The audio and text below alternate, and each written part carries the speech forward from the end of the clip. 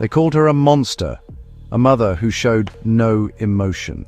But behind that silence was exhaustion, trauma, and a justice system ready to break another woman down. Her name is Melissa Lucio, and for nearly 2 decades she's lived under the shadow of a death sentence she swears she didn't earn. This isn't a story of guilt. This is a story of what happens when the system stops listening.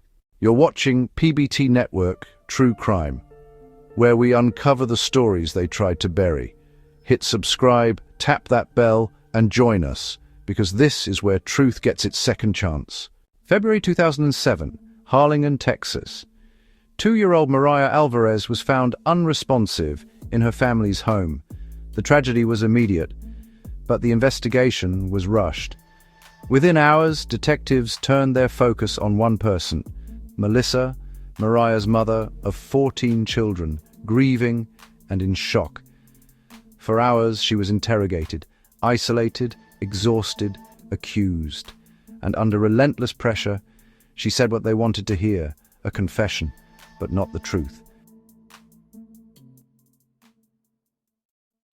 For 7 hours, Melissa denied hurting her child, again and again. But the detectives didn't stop. They told her she was lying, that she'd never see her kids again, that the only way out was to admit what they were already convinced of. By the end, she was numb, broken. When her words slipped into confusion, the camera kept rolling. No lawyer, no rest, just a mother collapsing under the weight of grief and intimidation. That confession became the cornerstone of the state's case. No physical evidence, no eyewitnesses, no proof, just words said by a woman who didn't know she was signing away her life. SFX, low pulse, or whisper of papers turning, fading echo, death row. In 2008, Melissa Lucio was convicted of capital murder and sentenced to death, the first Hispanic woman ever sent to death row in Texas.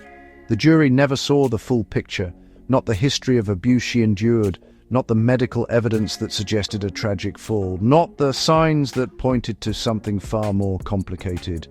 But in the courtroom that day, those details didn't matter.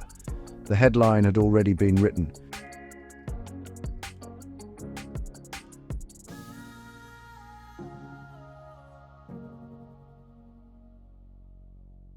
Years passed, her appeals were denied, but something began to change. People started listening. From journalists to lawmakers, from faith groups to ordinary mothers, thousands demanded a review. In 2022, just 2 days before her scheduled execution, the Texas Court of Criminal Appeals halted the sentence, ordering a closer look at the evidence. Melissa is still behind bars today, waiting, hoping, praying for the one thing she's been denied for nearly 20 years, a fair chance at justice.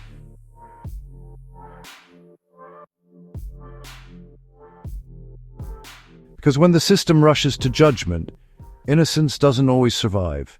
If this story moved you, type "Justice Unserved" in the comments to stand with those still fighting for truth. Subscribe to PBT Network, True Crime, where we expose the stories the headlines left behind. Because sometimes justice isn't served, it's taken back.